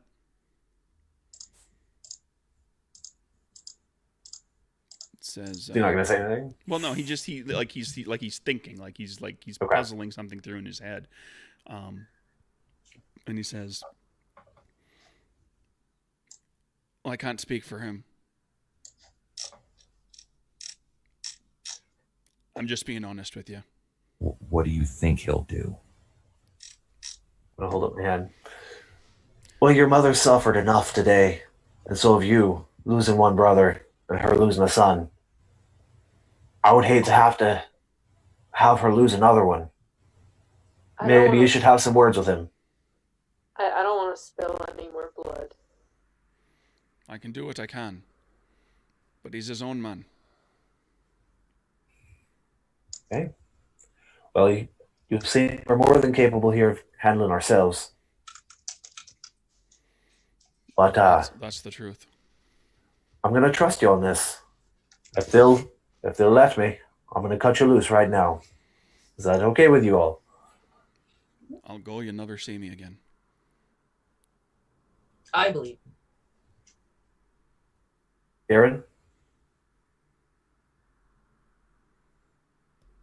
Yeah. I'm gonna pick up my knife off the ground where I dropped it and start cutting the bindings.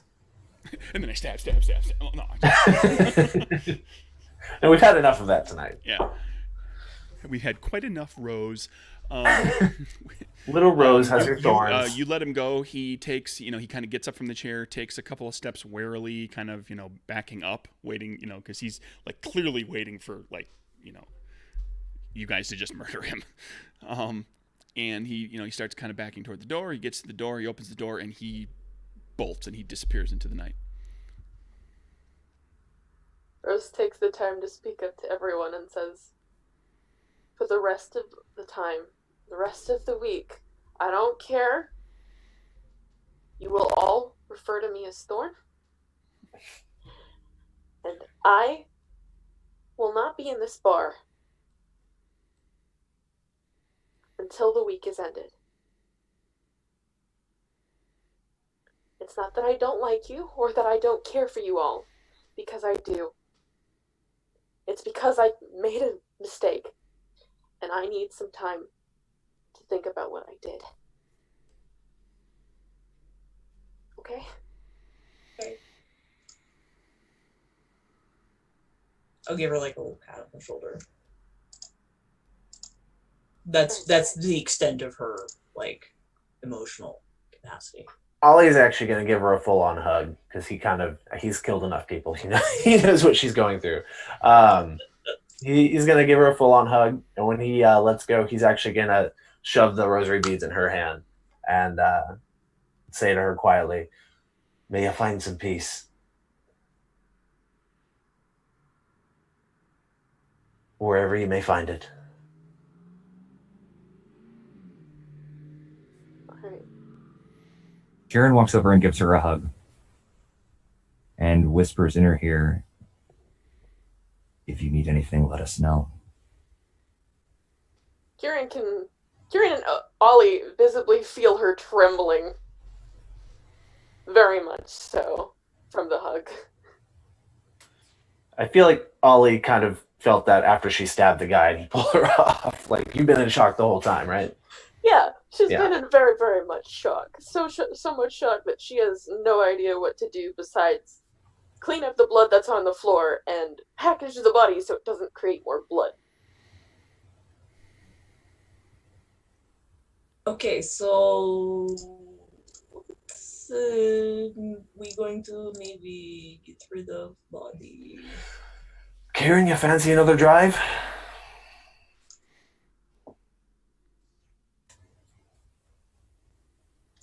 Sure. To the nearest graveyard, I suppose.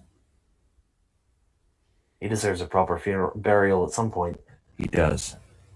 You want my help? We could probably use another hand.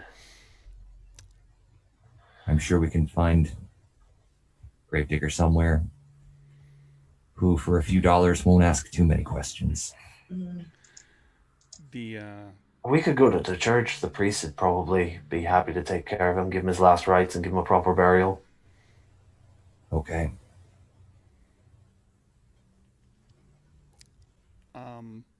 You clean up around the body, get the body out into the car, and ultimately, eventually go to do that. Clean the floor.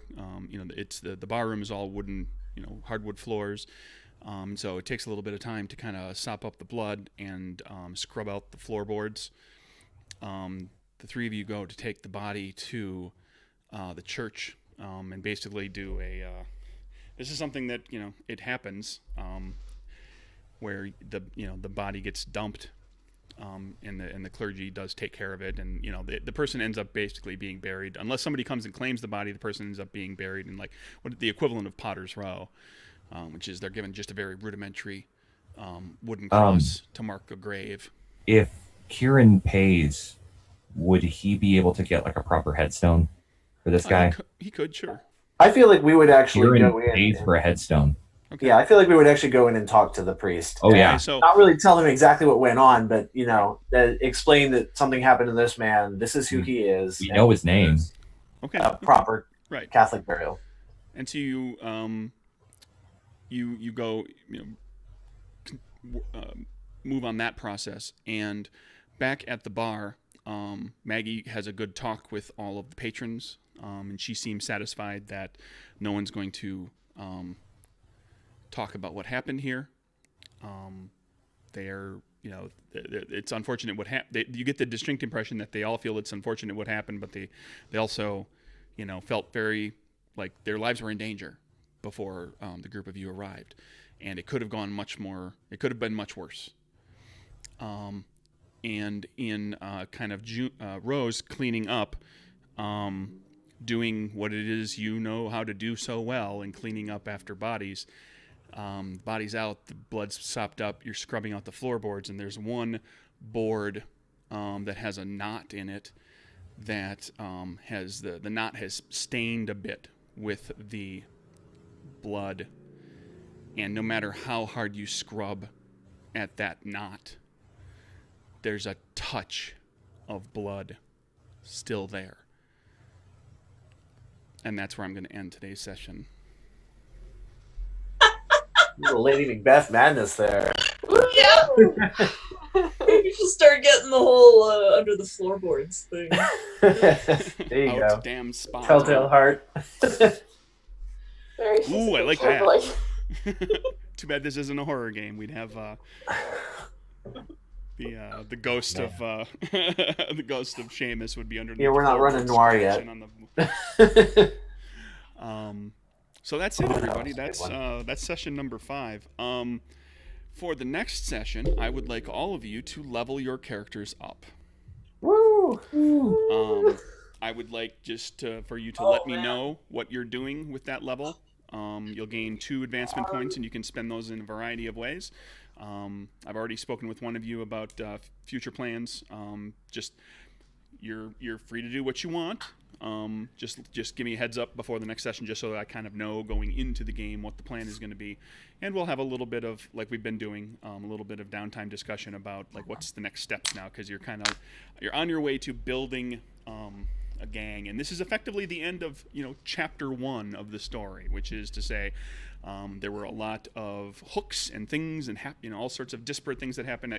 We've kind of found the focus of the campaign, as it were, and so there will be a little more clear delineation, I think, probably as far as like individual goals and group goals, and individual goals as we go forward. Now that everybody's kind of gotten their characters fleshed out and played a little, and we've started to set the stage for what's to come. So that's where we're at. Thanks, everybody. Yay! Yeah. That's another good and one. if at all possible, we will crush Rose's spirit moving forward. We'll just have her do more and more terrible things. It's just gonna be a hard killer. Rose is gonna go full on Heisenberg. She's gonna break bad. That'll be great. Maybe not. We'll see. We don't know. But He's gonna be running both sides of the mob. That's the end of this session, everybody. Thank you for joining us. Players, thank you for being here. People who are listening down the road later, tell people about this. Tell them to, hey, check it out. There's this cool story going along. I think it has really it took a couple sessions, kind of found our footing, but I think it's really coming to its own, and I'm having a really good time. So Yes. there we go, everybody. Bye. Everybody wave bye-bye.